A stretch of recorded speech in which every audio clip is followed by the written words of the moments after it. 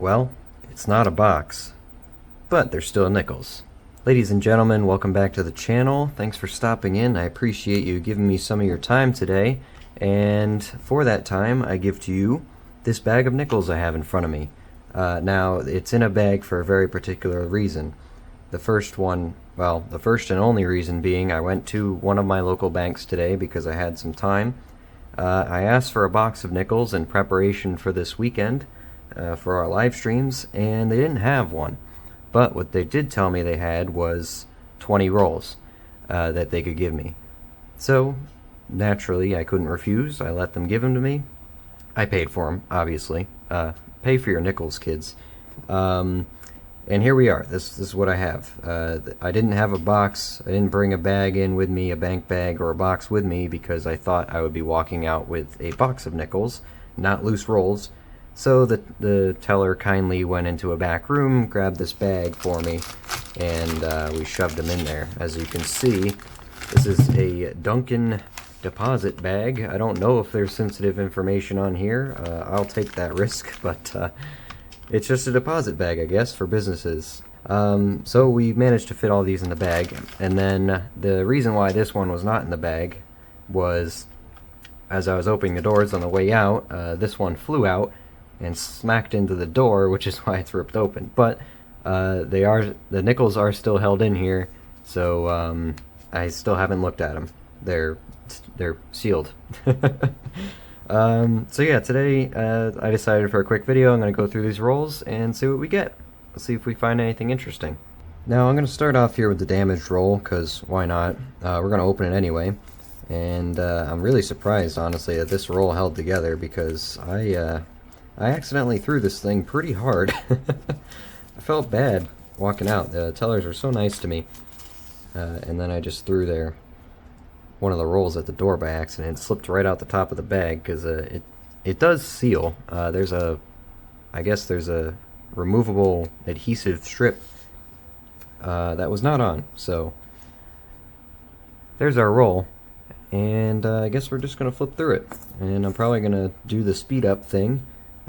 Seemed to work out pretty well in in the other videos I did, so that's what I'm gonna do. And I'll stop it and we'll talk about any good finds I find when we get to them. See you in a minute.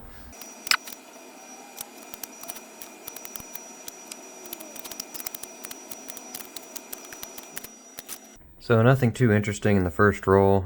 We did find a San Francisco mint mark though on this 1970s. It's in pretty okay shape, I guess, but they're not the rarest coins, but because I don't see a lot of San Francisco mint marks out here on the East Coast, I pick them out. So that was the one find of the first roll. I'm going to keep going, and then as I find stuff, I'll bring you back in.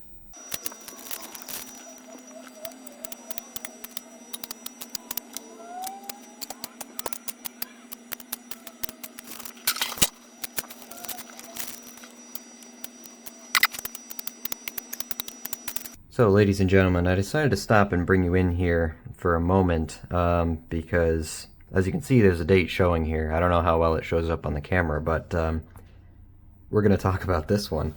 For anyone wondering, this little pile that I have accumulating here is of 1964 Denvers.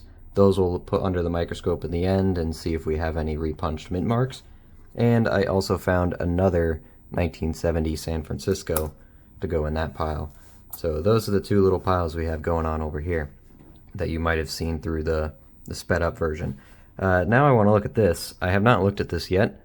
Up close, I saw, whoa, don't show the other side.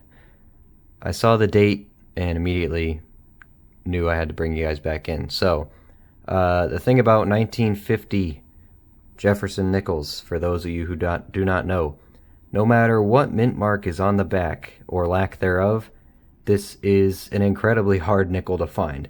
So, worst case scenario, I'm not going to look at it yet, put it right there. 1950, worst case scenario, this is a sub 10 million minted coin. 1950 Denver is the rarest circulation strike Jefferson nickel you can possibly find, 2.6 million. Now the funny thing is, this year we have already found one. In the official 2025 nickel hunt, we found one, and we found the 50 Philly. So we're done with that, which is fantastic. So this, whatever it is just a bonus. And for those of you who watch the streams and are following along in that adventure, if you're curious, no, these finds will not be counted on the yearly scoreboard because it's not a full box, so it doesn't seem fair. But here we go, 1950. Regardless, is a good find without even looking at the back. Let's see if there's a Denver there. Oh my gosh, there is. There's no way. We found 2 this year. I should be more excited, but I'm being spoiled. 2 of them this year. Are you kidding me? 1950 Denver. It's in okay shape. The one we found already this year is in much better condition. But this is still good. This is a very rare coin. It's worth many times its face value just as is, so I am very, very happy with this. My voice may not sound like it, but I'm on the tail end of being sick. I am happy with this. This is incredible. So there we go. The rarest Jefferson nickel we could have possibly found, and we're only 3 or 4 rolls in. Thank you all very much for watching. No, I'm just kidding. We're going to keep going. If there's stuff like that in there, I'm excited to see what else we have. While we're here, I see another 1950s coin right under it. This is a 1956. Good find too. Check the back of it. It's a 56 Denver. And while I have the book over here, I'm just going to take a peek over 67 million minted. Actually, the Philadelphia is rarer than this one.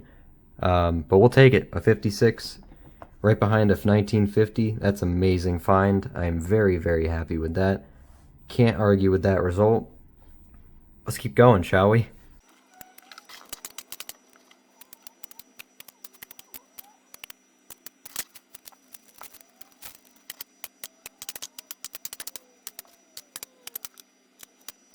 Welcome back in. I'm just stopping real quick to show you this 1958 we just pulled out. It's in pretty good shape. And it's a 1958 Denver. Not too bad. It's a pre-60, so we hold on to it. It's a good find. So now we have the 50, 56, and 58. Still missing 40s, but we still got at least 10 rolls to go. I actually haven't been counting. I probably should be doing that. We'll see you in a minute.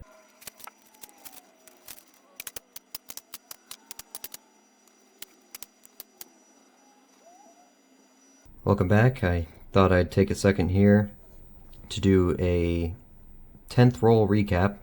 I just finished roll 10, which brings us halfway through this hunt. I found 2 of the San Francisco mint marks, both of them being this 1970 San Francisco. And we have 3 50s finds. Obviously, the 1950 Denver, 1950 Denver right there on the back. We found a 1956, also a Denver. And finally, a 1958, also a Denver. So there we go. That's where we're at. I also have 7 of these 1964 Denvers to look at the end. So there we go. Halftime recap. Let's do the next 10. I stopped here real quick to show you our first 2024. It's a 2024 Philadelphia. It's not the super sought after Denver, but it is still a 2024, and these are considered a modern low mintage, so we'll absolutely take that. It's a great find. Put that in our pile over here, and we keep going.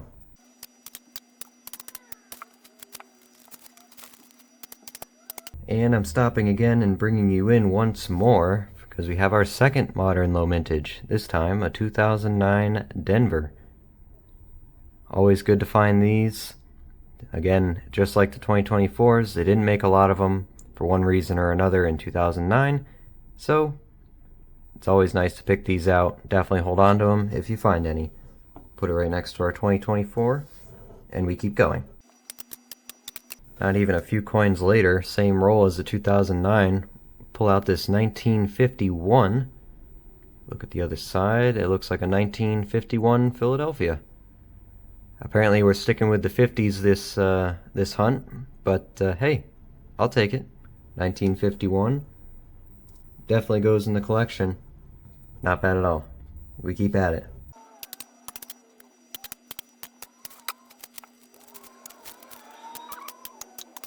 I pull you guys back in here on roll number 15. I did look at it already. This is a 1956 Denver. Second one of the hunt. Goes right there. We can actually stack one. Alright, back to it. Here we are in the roll number 16, and the very second coin, which I did pick up and look at already, it's another 2009. This time it's a Philadelphia, so we found one of each. Modern low mintage, we'll take it. Apparently not so low mintage that I can't find two in 20 rolls, but not too bad. Here we go.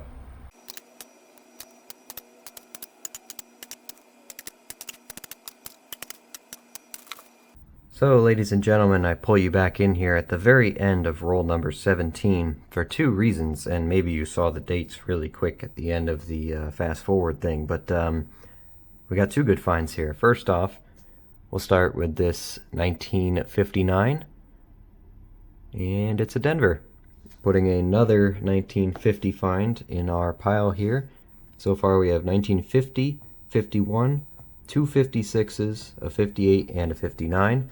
And this last coin that is perfectly, like, putting some blinding light forward from where my lights are. Right here is a 2024 Denver, the well sought after modern low mintage coin. I actually haven't found one this year in my official 2025 nickel box hunts, but here it is, just right in this Dunkin' Donuts bag. So the bag sure do giveth, and so far it has not taken away. Fantastic find so far.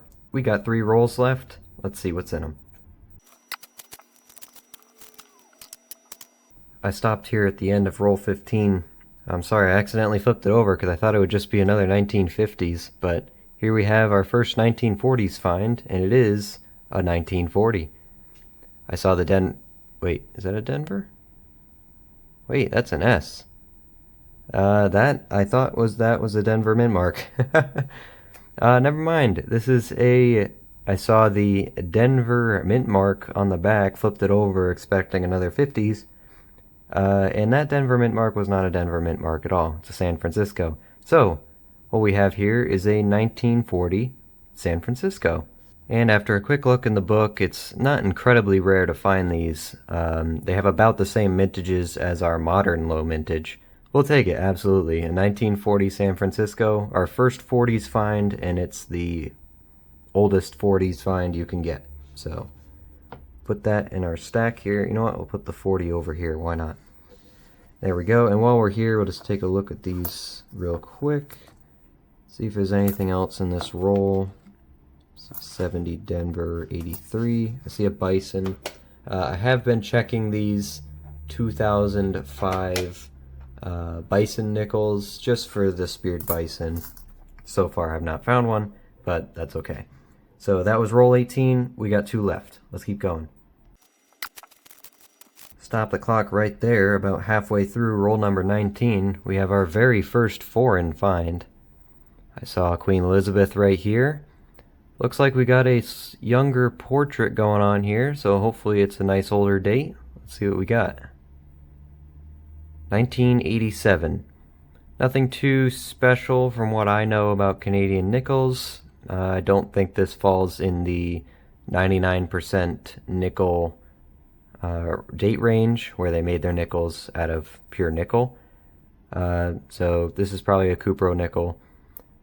But hey, it's a foreign. We like finding foreigns. We keep foreigns, even if they're relatively uneventful dates. But hey, it's a good find.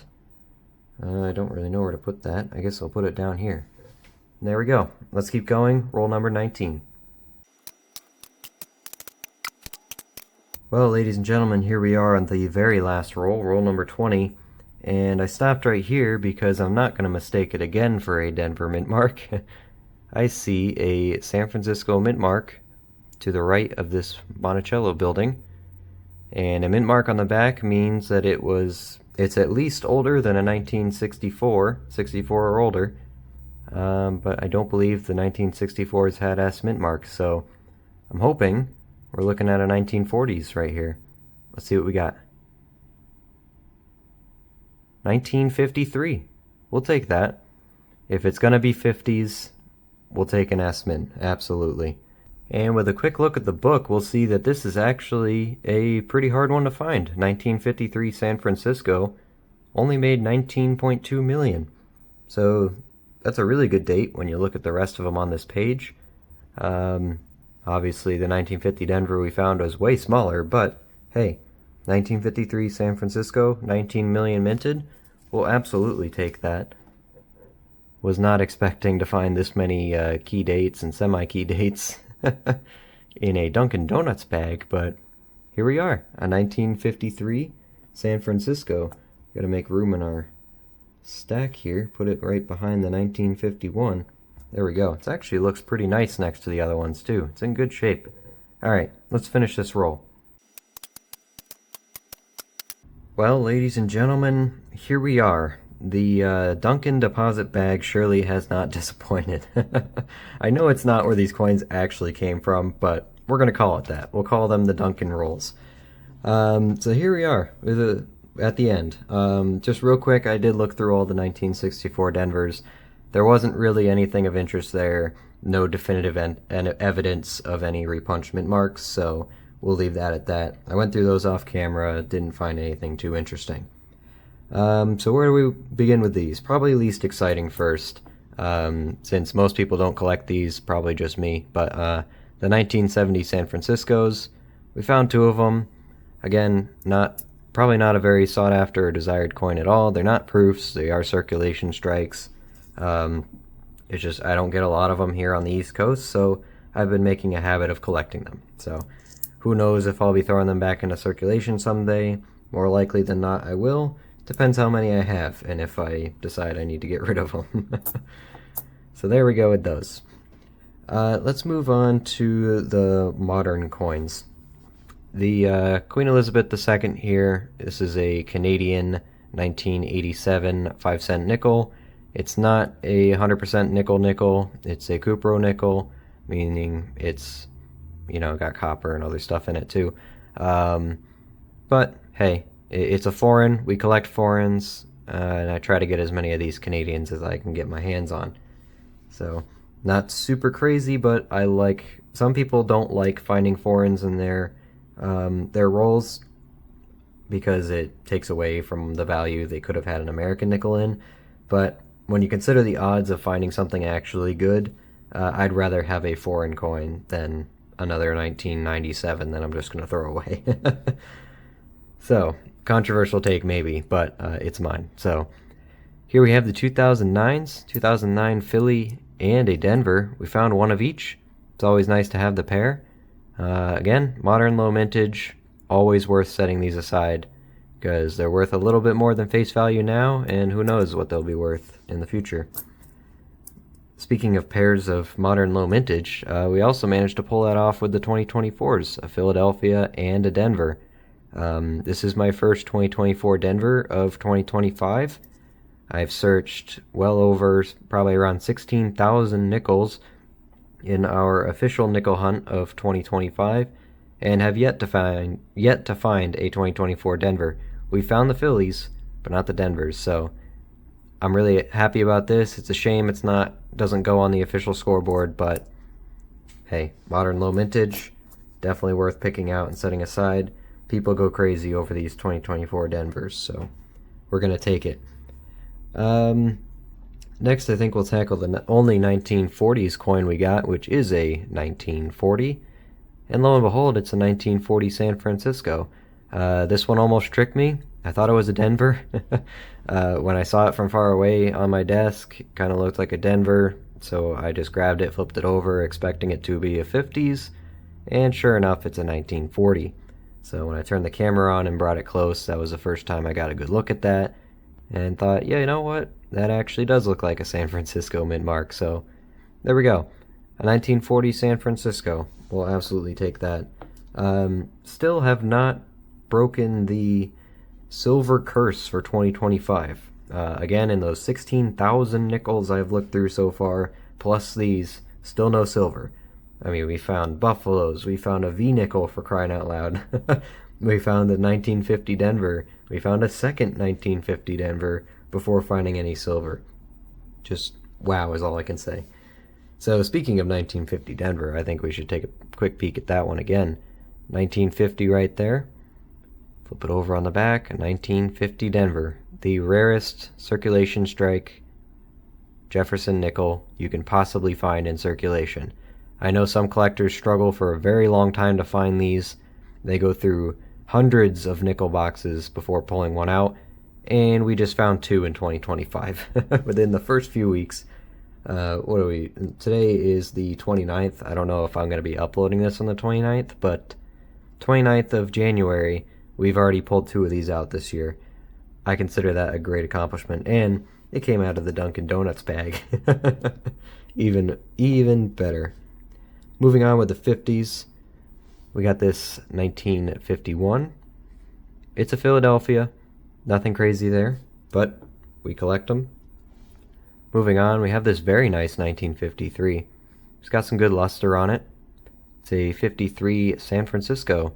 This one was actually a 19 million, lower mintage, so the fact that it's in good shape like this definitely helps out. I'll have to check my book, see if it's an upgrade. It might be.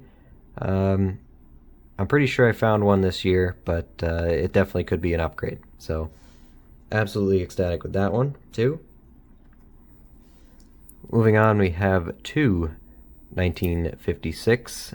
Both of them are Denvers. Nothing too crazy here. Just a pre-60 collectible coin for me. For me, anyway. I don't know if everyone collects them. And moving on, here's a 1958. I believe this one was a Denver as well. It is. It's got a really nice strike on this one. I'm happy with the condition this one's in, especially on this side. You look at the date, you look at Liberty.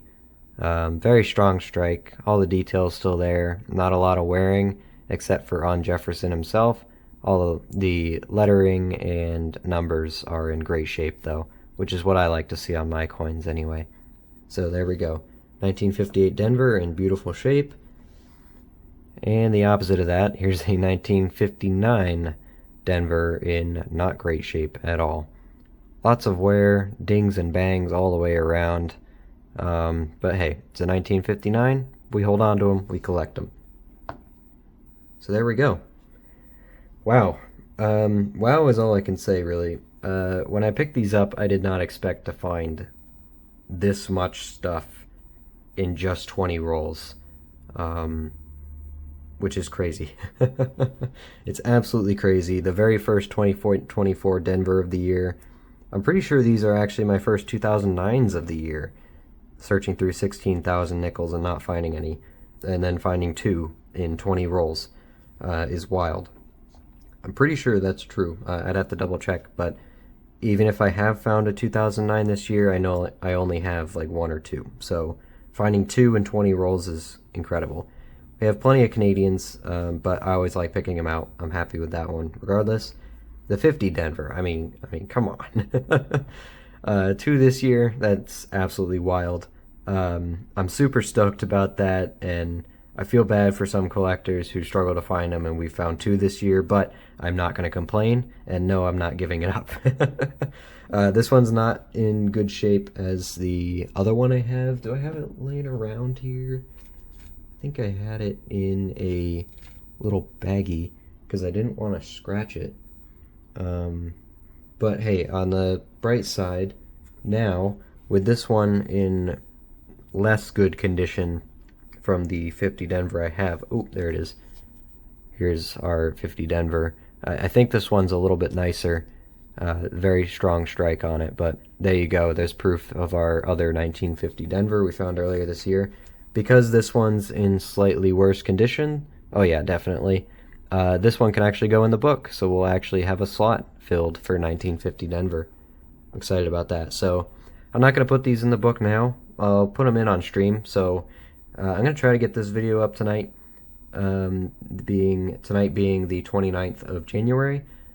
So stop on in Friday night stream. We'll update the book before we go in, crack open a whole box of nickels. Friday night will be the 31st of January. So on this channel, the stream's already scheduled, so you should be able to see it if you're subscribed or just have notifications on.